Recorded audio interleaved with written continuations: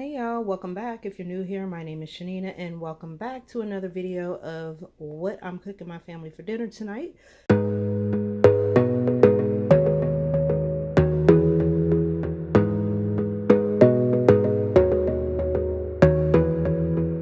So tonight I thought I would do something a little bit different. I haven't done this in a while, and that is going to be some Cajun chicken. So we've got chicken breast, and what I'm going to do with that is Cajun it up.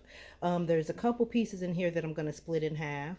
I'm also going to do some shrimp, and I'm going to make two types of sauces. I'm going to do this marinara sauce, and I'm going to do Alfredo sauce.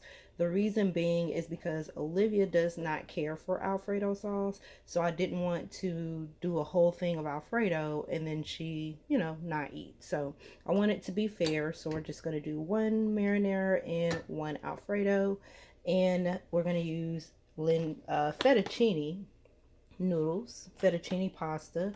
For the seasonings, I'm keeping it simple. I'm going to use the rest use this Cajun style spicy Louisiana classic. I've had this for a while, so I needed to use that. Black pepper, onion powder, some Himalayan pink salt that I'm trying to use up, some garlic powder.